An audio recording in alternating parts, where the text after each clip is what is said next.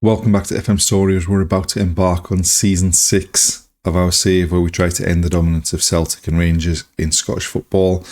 Last season went really well. We finished second in the league. We finished 10 points clear of Rangers in the league.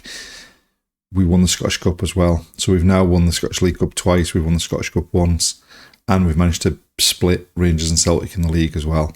Now it's time to move on to Season 6. We've not done too much in the transfer window so far, but we will probably have a busy run of European qualifiers before the end of August. So without further ado, let's get into the action.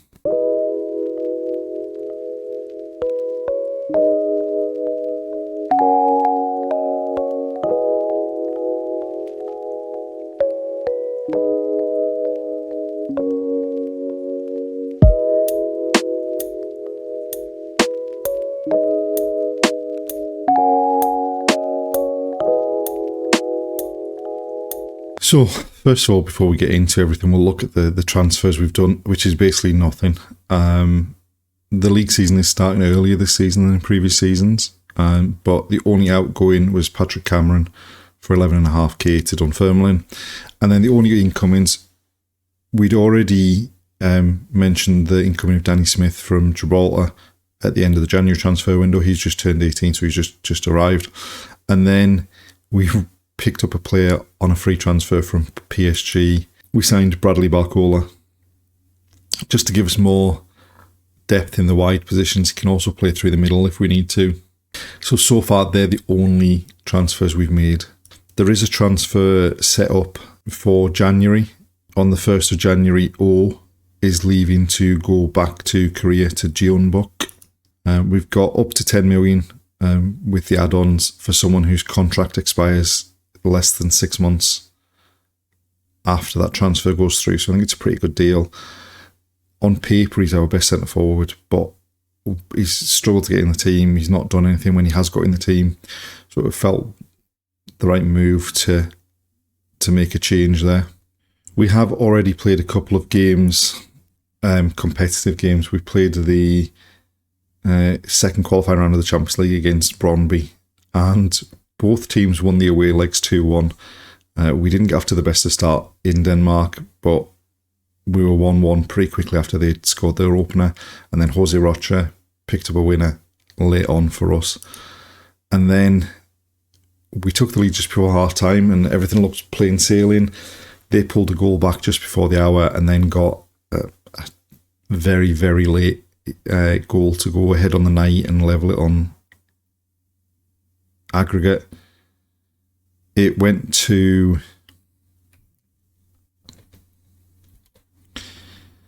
extra time. Nothing happened in extra time. It went to penalties, and 17 penalties in a row were scored until finally Finlay McAllister stepped up and missed to send us out of the Champions League qualifying at the second qualifying round. What that means is that we've dropped down into the Europa League qualifying, so we're into the third round of the league path where we play Bodo Glimt. If we beat Bodo Glimt, we go into the playoff to get into the Europa League. If we lose to Bodo Glimt, we drop down into the Europa Conference League and into the fourth qualifying round. The club vision for the season hasn't exactly started off well. They were expecting us to reach the Champions League proper. Now they want us to be competitive in the Europa League. We need to qualify for the Europa League, so it means we need to finish third and hope that no one wins the Scottish Cup that isn't us. Reach the last stage of the Scottish Cup and the last stage of the League Cup, which is the quarterfinals of both. Looking at the preview for the league season, we are previewed to be third, a lot closer odds than we've been at any other stage in the season, and we do now have a player in the Media Dream 11 in Vivinho. Interestingly enough, bearing in mind that Celtic ran away with the league in the end of last season, we were second and we were 10 points clear of Rangers. Somehow Rangers are now the big odds-on favourites to win. And I don't know quite what have they done transfer-wise. Alright, so they brought in Timothy Weah. They spent a lot of money on Costinha. I wouldn't have said that that was enough for them to I mean, it's probably enough for them to leapfrog us, but to leapfrog Celtic as well seems a bit strange. But that's where we're at going into the season. League-wise, we've got a pretty decent start of the season until we get to the end of August and that game against Rangers. So hopefully we can get off to a good start there, get some points on the board, and roll on from there.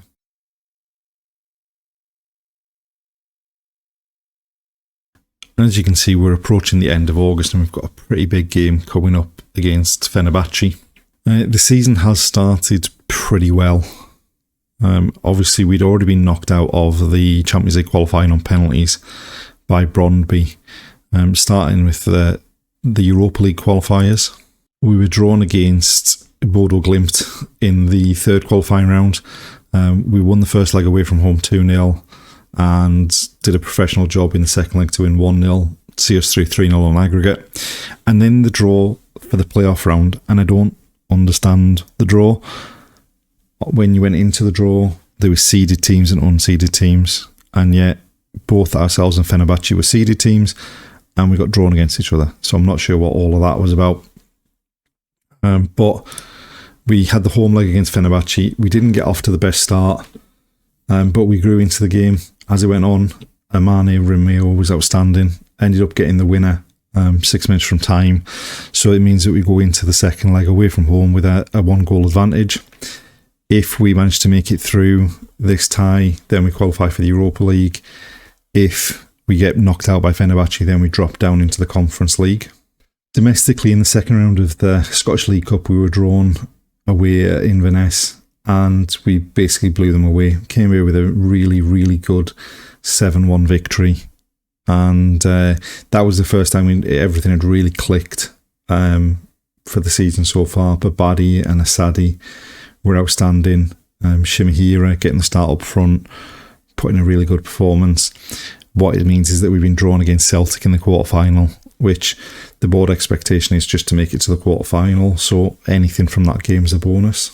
And then as far as the league's concerned, we've played 3 games. We started with an away game at Dundee United, and we took the lead, and we were fairly comfortable until we made substitutions in the second half. Once we made those substitutions in the second half, they came back into the game and they got an equaliser. We then were at home to Dunfermline. Now, in the last few seasons, we've struggled against Dunfermline. They've got off to decent starts against us, but in this game, we were 4-0 up at half-time, ran out comfortable 5-2 victors. And then in the most recent league game, we played St Mirren, came away with a 2-0 victory, both goals from Matesh Sin. And we're currently sat second after 3 games in the league. With 7 points unbeaten still, only one of 2 unbeaten teams, us and Rangers. But there's also been, since the first day of the season, there's been quite a lot of transfer activity. We have sent a load of players out on loan. We've sold Ismail Doucouré, who we signed last season, and we've sold Fabinho for 22.5 million, rising to 31 million. We needed to sell him because we needed the cash, but also we were risking a mutiny amongst the playing squad if we kept him here. What that has meant is we've been able to bring in 3 players. Firstly, Jimmy Edstrom, 19-year-old Swedish defender, played 4 times for the national team. We signed him as a replacement for Fabinho, and hopefully once he gets up to speed with things, will be a threat at set pieces like Fabinho's been. He's 6'5", 14 jumping reach, 14 heading. So hopefully he can provide some goals from set pieces once we get into the swing of things. And then we picked up a couple of young players, prospects for the future, that one of which might need to be into the team to start with. We've added Damian Perez, centre forward, Argentinian from Atletico Rafaela. Just really, really promising player, and on a par with what we've got at the moment at the club that can play there. And then we signed Enrico Kers, can play both sides at the fullback, can play as a defensive midfielder. Again, really promising, can play in that centre midfield, defensive midfield, can play left back, can play right back. 11 caps for the German under 21 team. It did cost 17 million, so definitely more of an outlay, and probably going to need to be used more in this first season than Damian Perez. But things are going well, and now we just need to see which competition in Europe we're going to be playing in this season.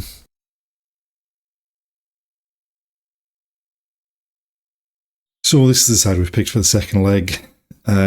We have a few issues. Liam Kelly is injured, so Callum McKenna's come back into the starting lineup. We are missing Isaac Babadi through injury. Alejandro Garcia is nowhere near fit enough to start. So we are pretty much down to the bare bones of what we've got. We've got a lot more attacking options than we do the defensive end of the pitch. But hopefully we can come away with a performance like we did in the first leg that'll hopefully see us through to the Europa League. At worst, if we go out, we're going down into the Europa Conference League, so it's not the end of the world. So both teams going with a 4-2-3-1. Szymanski was a big threat for them in the first leg. Right, Ralston with the header, they've won it back. Efekan to Ryan Kent. Fred. Right, they've had a lot of the ball in this opening 5 minutes. Ball over the top, and they've got in behind Maatsen, cut onto the left foot, and luckily that was very wayward. Right, not much happening after that initial chance for them, but they do have a throw deep in our half. Cross comes in. The defender didn't challenge him. Keeper could have come and claimed it, didn't. And now let's level the game up on aggregate. It's just a lump into the box. Defender didn't react. Right, a corner for us. Maatsen to take it from that left-hand side. Swings it in. And there's Bradley Barcola, the last person I was expecting to get on the end of a corner like that, powering the header into the back of the net and puts us in front on aggregate again. Just gets a free run at it, gets up. What a header that is. And there we have it, half-time. In the end, we've actually pretty much dominated the chances. And we're back in front on aggregate. Just more of the same in the second half. And don't let them do anything, get any stupid goals. Right, not much was happening at the start of the second half, but we've got the ball deep in our own half. Elise into McAllister. Edstrom back to McKenna. Edstrom again. They concern me at the back. Maatsen bringing it forward. Into Bermudez on, looking for Sin. But we've lost out and now they're going to come back. Maatsen wins a header though. Bermudez into McAllister. Back to Edstrom. Romeo with space. Barcola. Driving infield. Finds Bermudez. Goes down the outside. Can he get it across? He does. And Livakovic turns it behind from Matej Singh. Maatsen to take the corner again from the left-hand side. Goes up in the air, and they've managed to clear it. Cross from them, headed out by Edstrom. Ralston picks it up. Romeo bringing it forward. They've allowed him to go a long way with it. Barcola turns, he's through, squares it for Sin. Shimahira scores, but I think he must have been offside. Must have been offside.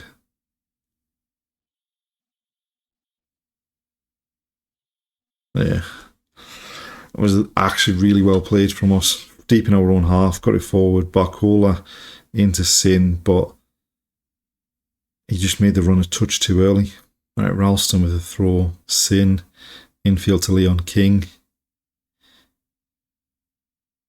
Edstrom into Gazaturi, into Asadi. Goes on the outside, pulls it back looking for Can on the edge of the box, but now they're going to break. And we are in big trouble here. Senkis.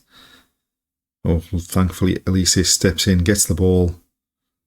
Lucas Asadi now turns, finds sort of Can.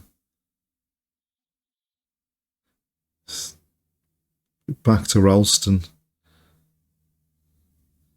Velasquez into the box, pulls it back.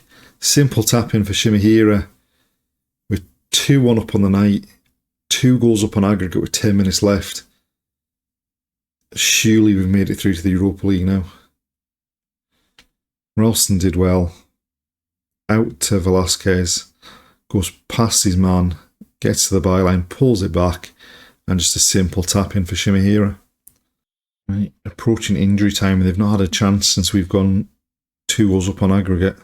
Right, Sin with a corner. And there's Samson Elise making it 3-1 on the night. 5-2 on aggregate. And if you look at the match, that you can't say we haven't deserved that. We've hammered them at the home ground. Swings the corner in. Elise gets up at the near post, heads it in, off the post. And we're making it through to the league phase of the Europa League. And there we are, full time. And that's right up there with that Europa Conference League qualifying victory we had over Leverkusen a couple of seasons ago. We went into the second leg as the underdogs, despite the fact we had that 1-goal advantage. And we've responded to being pegged back on aggregate and just stepped up a gear after that and really dominated the second leg and got ourselves through to the league phase.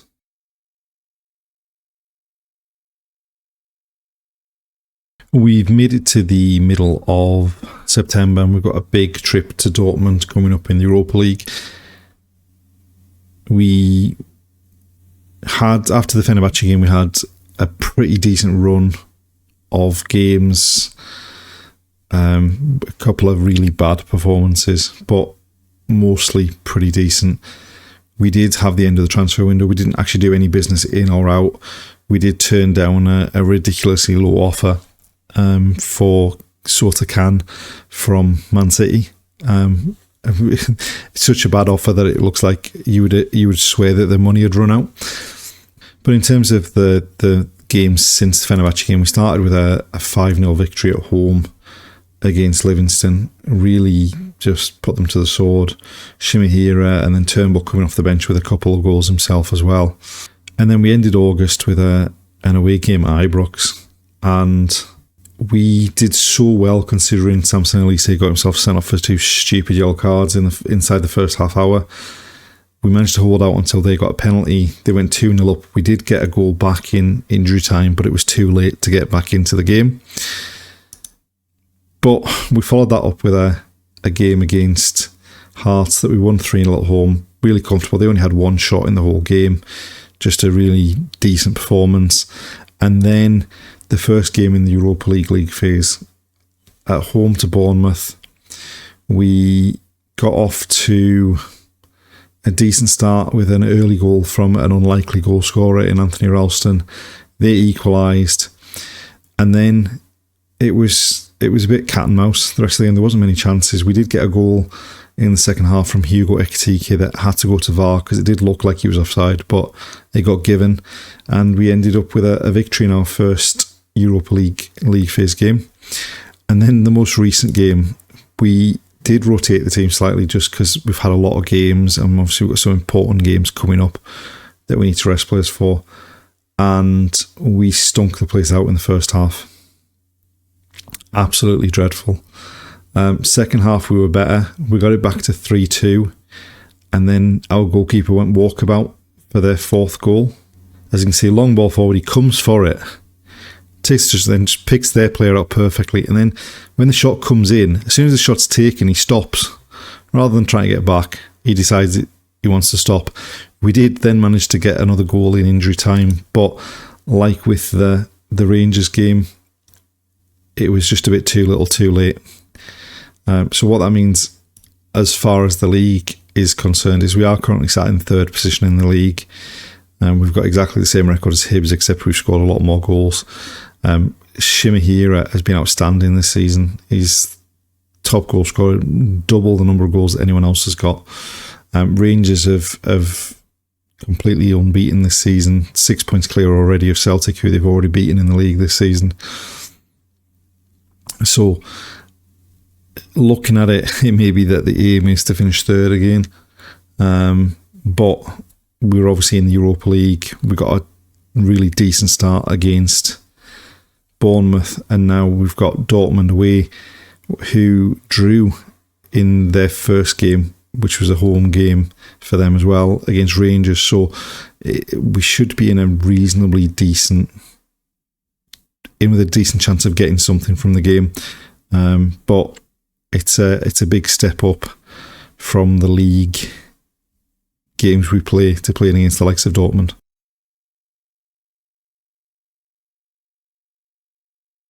So this is the side we're going into the game against Dortmund with. Like I say, it's going to be a tough game away from home. We just need to put in a performance like we would against Celtic or Rangers, I guess. 4-2-3-1 against 4-2-3-1. Right, they've got a free kick. They've lifted it into the box. At least he gets his head to it. They've got the loose ball. Duranville from distance. That's a hell of a strike, but surely the keeper should have done better with that.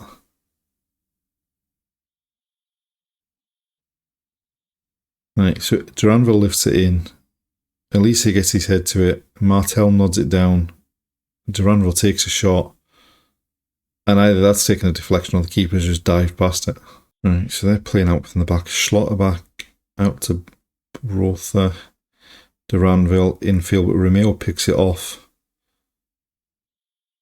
to to Babadi out wide. McAllister into Sin. Looks for Shimahiro, but they've cut it out. And now they're going to break Duranville down the left-hand side.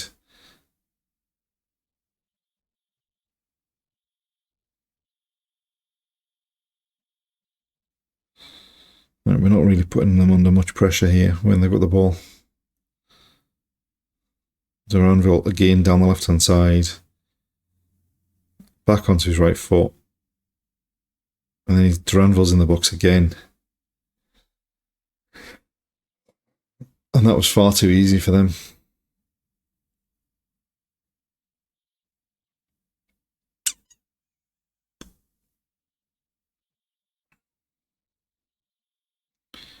Just far too easy. Quick passing, no one reacting. And a decent finish in the end. Right, free kick, Maatsen to take. Into Babadi, who goes over. And I don't think that's a penalty.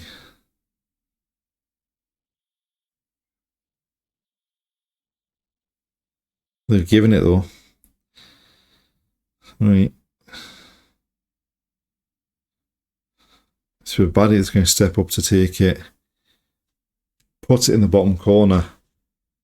And we've got a goal back very much against the run of play.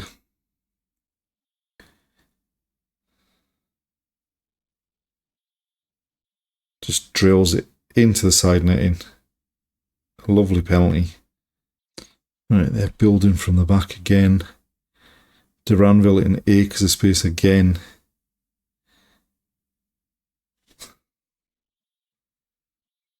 His cross gets deflected past Kelly by Elise. And we're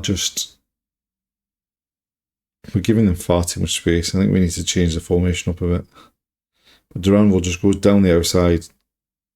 Rabona's the cross into Elise. And it deflects into that far corner. Yeah, that's not working. We need to try something different in the second half, I think. We've not been at the game at all. Right, we've not made any changes to the personnel at half time, but we have changed the formation. We've gone from the 4-2-3-1 to the 4-3-3, just to see if we can close up the space a bit and see if we can get on the ball a bit more. Right, Maatsen with a free kick, looking for Sin. It drops to Romeo, back to Maatsen, goes down the outside. Into Romeo, Maatsen again. Barcola, what a finish. And we might have some hope in this game yet. Back to 3-2. Maatsen did well, drew the defender in. Romeo, back to Maatsen, into Barcola, lovely first touch. And a decent finish. Turnbull with a corner. It's headed up in the air. Bermudez. I think he's onside.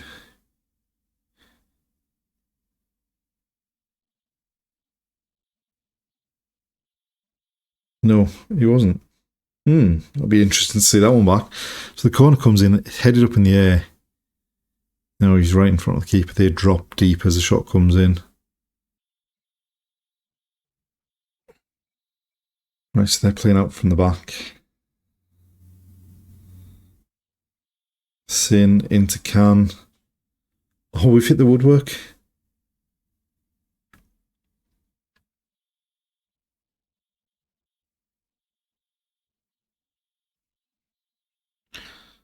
Elise with a flicked header at the near post, straight into the keeper's hands. Right, we're running out of time if we're going to get an equaliser here. We've been much better in the second half though. And there we are, full time. A really disappointing first half, a better second half. Maybe we need to go back to the 4-3-3 with the players we've got. Maybe that suits us a bit better. And that's something to look into in the future games. But overall, we weren't embarrassed going away to Dortmund. So now it's just rebound from this, pick up some wins in the league, and we've got the League Cup quarterfinal coming up as well. And I think we've got a run of easier games in theory in the Europa League going forward as well. So not the end of the world, and we can be better.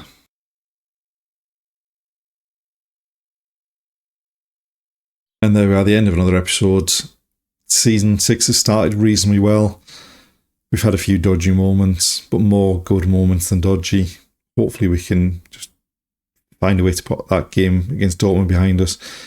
The last game against Aberdeen in the league wasn't great either, but hopefully we can kick on from here and have another similar season to what we had last season. Thanks for watching, and we'll see you next time.